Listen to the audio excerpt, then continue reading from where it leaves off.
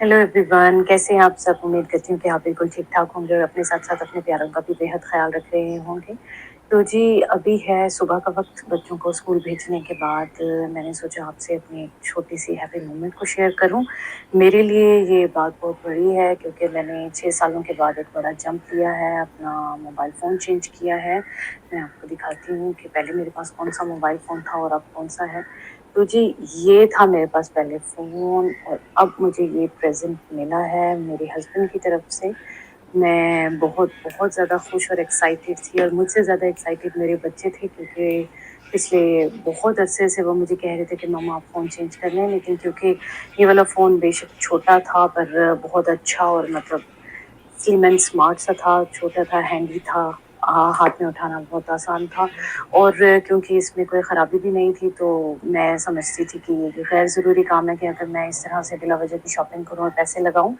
हाँ, पर ये है कि अब ज़रूरत थी क्योंकि मैं व्लॉगिंग कर रही थी, वीडियोज़ शूट कर रही थी, तो मेरे पिछले वाले फ़ोन में इसमें स्पेस काफ़ी कम थी और इसके अलावा इसका कैमरा जो है वो भी ज़्यादा अच्छा नहीं था। मुझे ये फ़ोन मिला है तो मेरा नहीं ख़्याल कि मुझे इसका कोई भी किसी भी तरह का रिव्यू देने की कोई ज़रूरत है। आपको पता है कि ये काफ़ी फ़ेमस एक ब्रांड है, उसका है और किस्मत की देवी मेरे ऊपर बड़ी मेहरबान हुई है कि मुझे इतना अच्छा फ़ोन मिल गया है। तो मैं बहुत ज़्यादा एक्साइटेड थी, सोचा आपसे भी अपनी हैप्पीनेस शेयर करूँ। अभी ही थोड़ी देर में मैं घर से निकलने वाली हूँ बाहर किसी काम से और वो भी आपसे ज़रूर शेयर करूँगी कि क्यों जा रही हूँ। उससे पहले मैं ज़रा इसको फ़ोन को अनबॉक्स करके आपको दिखा दूँ कि कौन-सा कलर मुझे मिला है फ़ोन का। वाइट कलर में है।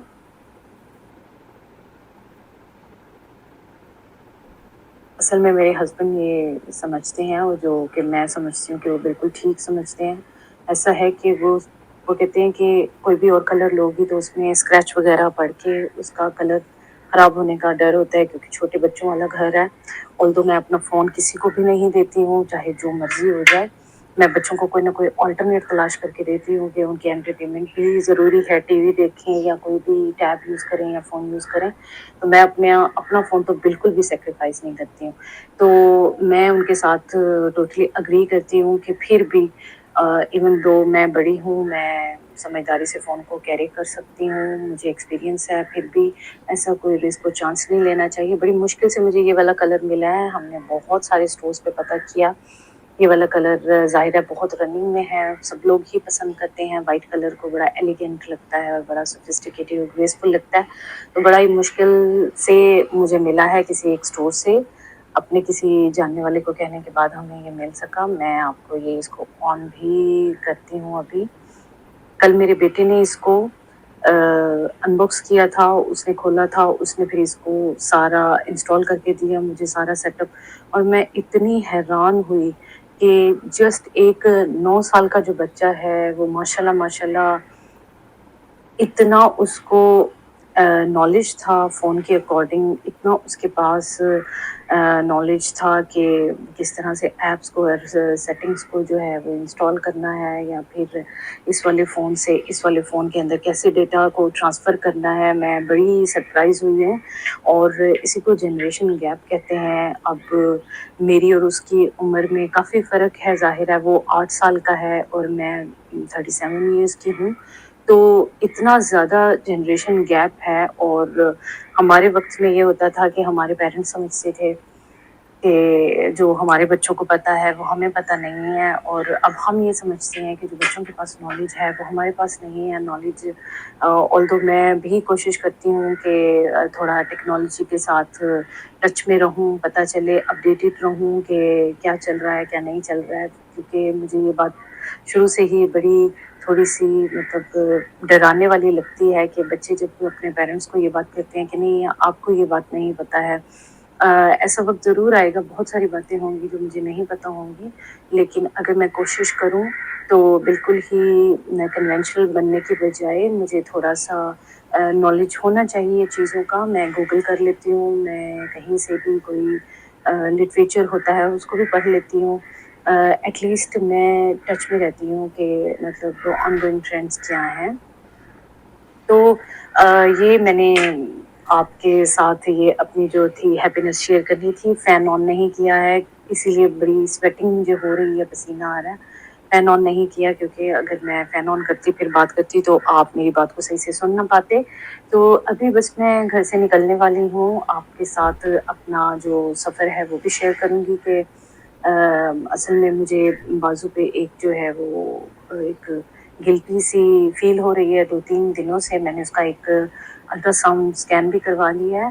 تو ڈاکٹر نے کہا ہے پریشانی کی بات نہیں ہے, لیکن being on a safe side آپ کو اس کا MRI کروا لینا چاہیے. تو میں بس ابھی میں نے اپنی اماں کو اٹھایا ہے, وہ کیونکہ میرے پاس پچھلے کچھ دنوں سے آئے ہوئے ہیں, ان کو بھی اپنے کچھ ریگولر ٹیسٹ کروانے تھے. آپ کو پتہ ہے ایج فیکٹر ہے, تو جیسے جیسے عمر انسان کی بڑھتی ہے تو اس کو بھی اپنی ہیلتھ اور اپنے جسم میں کیا چل رہا ہے اسے اپڈیٹڈ رہنا پڑتا ہے. کچھ لوگوں کی مجبوری ہوتی ہے اور کچھ لوگوں کو ضروری ہوتا ہے کہ ان کو اپڈیٹ رہنا چاہیے. تو بس وہ اپنے ریگولر ٹیسٹ کروائیں گی. کچھ یورک ایسڈ کا ٹیسٹ ہے ان کا, کولیسٹرول کا ٹیسٹ ہے, وہ بھی اس ایج میں بہت ضروری ہے. تو ان کے وہ ٹیسٹ کروائیں گے لیب سے, کیونکہ بچوں کی چھٹی میں ابھی کافی ٹائم ہے, صبح کا وقت ہے, تو میرے پاس کافی ایک لمبا جو ہے مجھے ڈیوریشن مل جائے گا کہ میں اپنے 2-3 کام نپٹا سکوں گی. اور آپ سے بھی ملاقات رہے گی, بات بھی رہے گی سفر کے دوران بھی اور اس کے بعد بھی. اور دعاؤں میں بہت یاد رکھیے گا کہ جو خوشیاں ہیں چھوٹی چھوٹی ہیں بھلے اس کو بھی انجوائے کرنا سیکھیں. میں بھی سیکھتی ہوں. اور دعاؤں میں یاد یوں رکھیں کہ خدا تعالیٰ جو ہے وہ اپنا کرم یوں ہی بنائے رکھیں ہمارے اوپر اور میری طرح آپ سب کے اوپر. آپ سے پھر ملاقات ہوگی انشاءاللہ.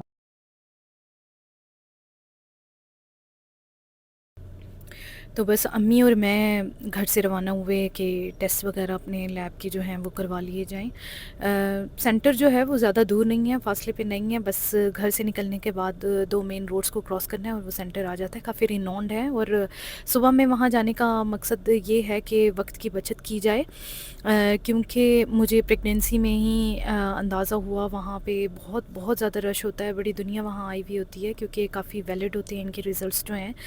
تو پریگنینسی میں یہ اندازہ ہوا کہ وہاں 4-4 5-5 گھنٹے بیٹھنا پڑتا تھا مجھے فرسٹ اور سیکنڈ پریگنینسی کے دوران. پھر راہب کی دفعہ میں اس طرح کرتی تھی کہ صبح میں ہی چلی جاتی تھی اور جلدی ہی باری آ جاتی ہے اس طرح, کیونکہ دن جب نکل آتا ہے اور زیادہ رش پڑ جاتا ہے تو کافی مشکل ہو جاتا ہے.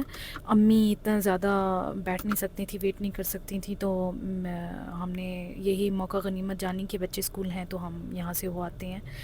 تو الحمدللہ گاڑی میں ہونے کی وجہ سے کافی بچت ہوئی, ورنہ موسم بہت سخت تھا, بہت سخت دن تھا, واہ بہت سخت دھوپ پڑ رہی تھی.